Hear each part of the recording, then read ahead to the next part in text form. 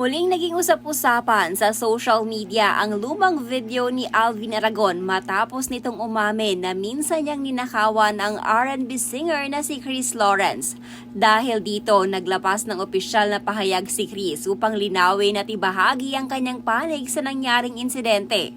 Ayon sa salaysay ni Chris Lawrence, naganap ang insidente sa loob mismo ng kanyang tahanan.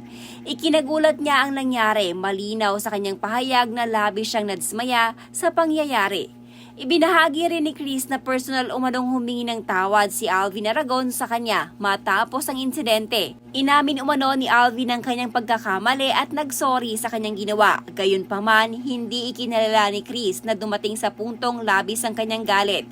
Ayon mismo sa singer, inamin niyang gusto niyang saktan noon si Alvin dahil sa bigat ng kanyang nararamdaman. Subalit, pinili niyang huwag itong gawin dahil batid niyang mali ang gumanti.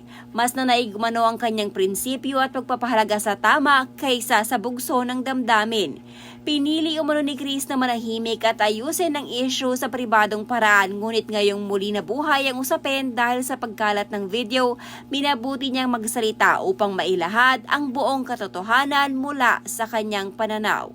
Chris Lawrence, yung singer, ninakaw ko ng cellphone niya yung sa bahay niya. About the video that's going around, yung kay Alvin, sa mga gustong makinig lang ng story time, ito yung totoong kwento nun. So the year's 2006, gusto namin lumabas ni JR nung gabi na yun. We went to the Tomas Morato area. Guys, this is 20 years ago, okay? We went to the bar, bought some drinks, may mga nakilala kami mga tao. Kasama si Alvin dun. Nagpakilala nga siya na he's part of Starstruck daw. And we were all drinking, kwentuhan. Okay, balik tayo sa kwento. So we're at the bar, nakilala ko si Alvin. And I think he was with 2 or 3 other people. So eto na, nagsasara na yung bar. Medyo bitin kami sa inuman, and so in-invite ko sila sa bahay. Pumunta naman sila. So they came to the house, we started drinking in the studio. Pansin namin na sumisikat na yung araw. Pack up na, and umalis na sila. Eto na. When I was going back to my room, I noticed that nawawala cellphone ko. Hanap ako ng hanap, wala nga ni. Tinawagan ko yung isang friend niya. And I was like, hey, have you guys seen my cellphone? Sabi nila, wala. Wala daw sila nakitang cellphone, ganyan. For me, nakakapagtaka. Kasi hawak-hawak ko naman dun sa studio. And 4 lang naman kami. Talagang it's weird. So I think na-guilty yung isang friend niya and tinawagan niya ako. And inamin na si Alvin nga kumuha. And I was like, dude, why would you do that? Why would you steal from me in my own house, bro? That's so disrespectful. So long story short, nagsorry siya. And honestly, my fists were balled about. Gusto ko siyang suntukin. Pero I know that violence is never the answer. So, I said, it's okay. Medyo binibigyan ko pa rin siya ng attitude. Understandable naman kasi ninakawan nga niya yung cellphone ko. But that was 2006. That was a story of that. I know he's in a better place now. I know he's Christian and alam ko naman mabait si Alvin. So, ikaw kasi Alvin, kinalimutan ko na yun. Pinaalala mo pa. Oo nga. Naibalik mo ba? Kumusta? Alam mo, dati magnanakaw ako. Marami ako ninakawan. Ninakawan ko yung lola ko. Binubuksan ko yung drawer niya. Kumukuha akong 5,000, 10,000. Tsaka kapitbahay namin, kinukuha ko cellphone. Nung napasok ako sa showbiz, doon ako nagnanakaw.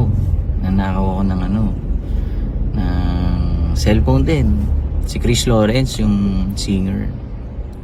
Ninakaw ako ng cellphone niya yung sa bahay niya. Meron pa isa co-worker ko sa showbiz.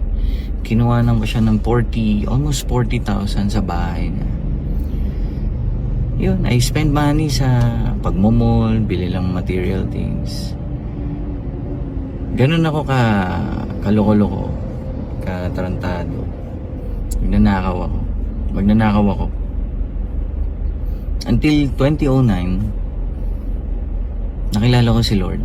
Nakilala ko ang Panginoong Jesus. Naintindihan ko yung ginawa niya sa cross. Na may kabayaran pala yung kasalanan. Yun yung you will go to hell when you die because of sin. But because of the love of God, He sent His Son, Jesus, to die on the cross. Kasi without the shedding of blood, pag walang dugo na mabubuhos, walang forgiveness na mangyayari. So because of the blood of Jesus that was shed on the cross 2,000 years ago, ano yun? those who believe, mapupurgive sa kanyang mga kasalanan.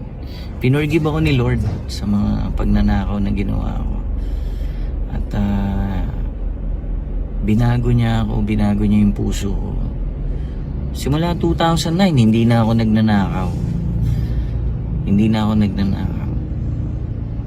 Tapos nakita ko si Chris Lawrence sa Gold's Gym sa Galleria.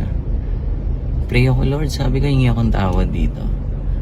Sabi ko sa kanya, Chris, ako yung nagnakaw ng P900 mo. Nagulat siya. Sabi ko, I'm sorry. Tsaka yung co-worker ko na ninakawan ko ng 40,000, nakasabay ko sa CR sa isang offices dyan sa Quezon City. Sabi ko sa kanya, ako po ang kumuha ng pera nyo. I'm sorry. In-spare na ako ni Lord, hindi na ako pinagbayad. Hindi na nila ako pinagbayad o pinabalik. So, pinatawad din nila ako. So, binago ko ni Lord. In fact, tinest pa ako kung talagang nagbago ako. Nagtinda kami ng alahas ng boss ko. Hanap ako ng client. Pinabitbit niya ako ng worth 2 million na alahas. So mga earrings, mga pair of earrings. Ako lang mag-isa, pwede ko nakawin kahit yung pakaw pero binago talaga ako ni Lord Hindi ako nagnakaw. Binali ko ng buo yung mga alahas. Isang bag. Ang dami alahas. Tsaka ginawa akong general manager ng The Generics Pharmacy sa Cavite City. Every day, kumikita yun ng pera. Ang instruction, kinabukasan, i-deposit mo yun sa BPI, sa account ko, sabi ng boss ko. Alam nyo, every day, lahat ng kinikita ng TGP, dinideposit ko. May time na wala kami makain ni IC dun Pero, hindi ako nagnakaw kahit piso sa Generics Pharmacy Cavite City nung nandoon kami. Binago ko ni Lord Jesus.